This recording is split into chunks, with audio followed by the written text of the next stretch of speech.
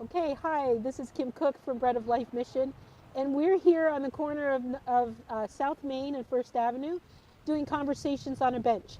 I'm going to sit here for 24 hours and talk to people about issues surrounding homelessness. It's a little windy down here and it's gotten cold, so I've added another coat and a blanket, and hopefully it won't get any colder. So people are just allowed to walk up and ask to talk to me on the bench, and this gentleman just did that. What's your name? My name is Oscar. Oscar, you Yeah. want to Oh, grab the mic okay. and yeah, just hold on to it. Okay. And so Oscar, tell me about who you are, what you do, or what you'd like to talk about. Okay. So I'm Oscar Alvarez. I work for Uplift Northwest. Okay. It's a nonprofit organization in Belltown, and we work with homeless individuals who are seeking employment and have barriers. Oh, that's great. So I saw your video on Facebook, and I thought it was an excellent idea. But what a great way to be outside, experience what our population is Mm-hmm. experiencing, especially how cold it is Mm-hmm. this week. And then it really prompts the conversation, right? Right. And like you said, if we don't chat, if we don't talk, then how we're gonna find solutions? So this is Right. fantastic. Yeah. So, what are the main barriers that you guys are seeing in what you do? What needs to change? So there are so many. So it could be mental health, it could be substance abuse, and sometimes it's just real simple. I don't have a driver license. I Mm-hmm. lost my ID. Mm-hmm. And our mission is to help those individuals overcome those barriers Mm-hmm. and get them to the next step, right? And then it goes into training and getting them ready for the job. And what needs to change? That's why we're here, right? Like if Right. we don't have the answer to everything right now, but just having the conversation and just awareness, I think in general, to have more people hear it and understand that there is a problem, Mm-hmm. and prompting this conversation will help. Yeah. Yeah. Yeah. Um, so we've been talking a lot about the fact that the people who are homeless and on our streets are real people who have dignity and really want to see they want change, right? They don't want to be homeless. Are you seeing that too? Uh, in my years of experience working with homeless population, I find like the immense majority of people, they are ready to get out of their situation. They are ready to get back to work, to be productive citizens. Of course, we pay attention to the handful of individuals who are not ready, Right. but the majority are ready. The majority don't want to be on the streets. Mm-hmm. It doesn't matter what time of the year. They, I feel like most people who are experiencing this problem don't want to be on the streets, and they are ready, and they need an opportunity, Right. and that's what our organizations do, right? Whether that is, one night in a bed instead of on the concrete on a sidewalk, or just a little bit of help to get to training, to get working shoes, uniforms, and things like that. Right. And sometimes that's all it takes. Yeah, I used to be one of those people that said, "Why don't they just get a job?" Me too. Until I got to know some guys who were homeless, and I asked them that, and I just didn't realize all the barriers that were holding them back. I used to talk to teenagers that would come into the mission in groups, and I would say, what what are some of the lessons that you've learned from your parents since you were in kindergarten, right up through, right? And they'd be all quiet for a while, and then they'd start saying, to share, to make my bed, uh, to do my chores, to respect my teachers, right? And then they would say, well, they helped me find my job, my first job, or to True. drive a car. All of those things. And you take somebody who maybe was brought up in a house with people in addiction or with mental health crisis or whatever, and they didn't learn any of those. Or they did, and they're out on the streets and they've kind Yeah. of lost some of those tools, right? And it's just helping them to learn those sometimes, and helping with the barriers that we help our own kids with, right? How to make that phone call for a job, True. Yeah. how to find your ID, how to get that. The basic life skills, Right. and that's something that we That's what you take for do. granted a lot. Yeah. How to use a debit card, how to show up on time, how to deal with individuals with different cultures in the workplace. All those things that we just do because we've been doing it. We didn't born knowing, but we Right. learn, and we've been doing it such a long time. I think it made. I don't know what the statistic might be, but if someone is on the street, how long does it take before they lose that skill? Yeah. And and there is such a survival instinct on the streets that is hard to unlearn once you are in the workplace, and I Yeah. think that affects some people too. Yeah. Yeah.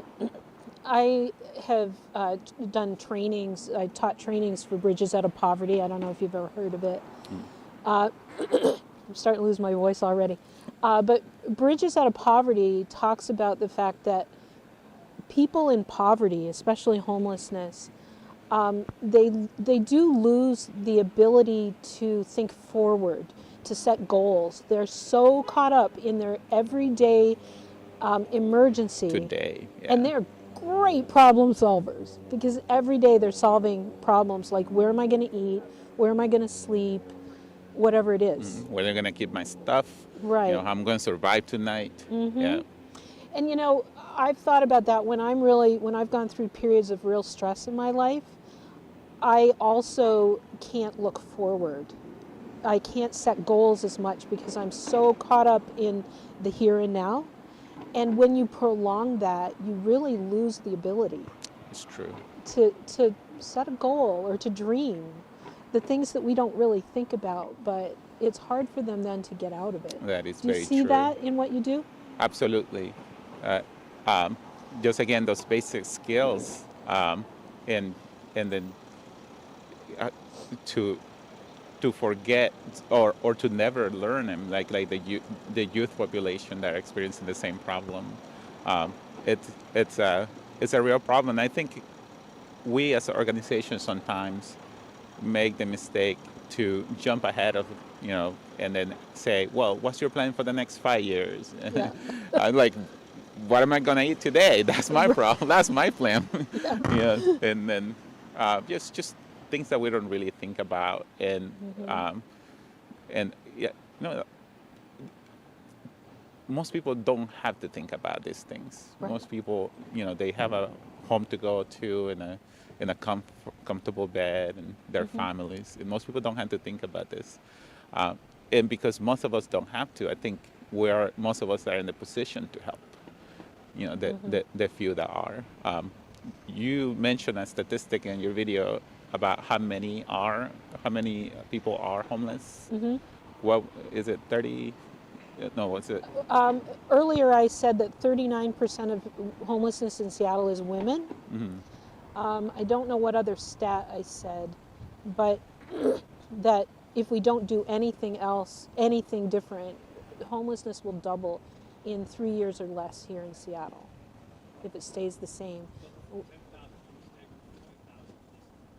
Say it again.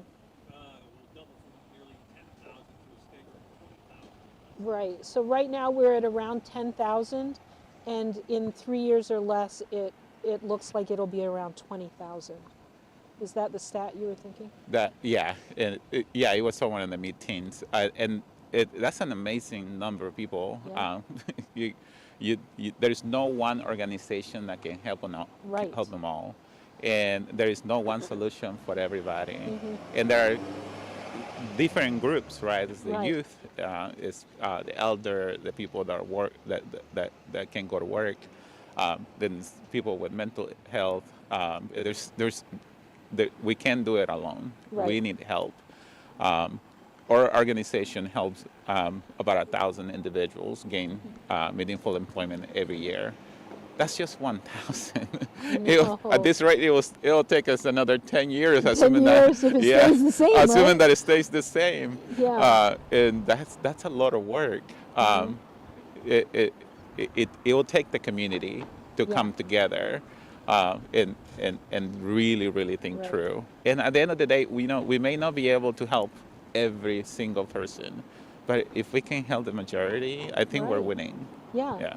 Everyone. Mother Teresa, I can't remember the exact quote, but she was in India and there were so many millions of people in need. And when asked about it, she said, I just help the person in front of me. And that's really meant a lot to me. Like, if I can just help the person in front of me, then I've made a difference in their life. And then tomorrow I can help the next person in front of me. And if we all True. did that, what a different world this would be, right? It will be different. Yeah, Yeah. absolutely. Yeah. And a lot of times help, I think many of us think that help means, how much money do I have to give or how much time I have to put in. And we can all help in different capacity with our own skills and with our own availability.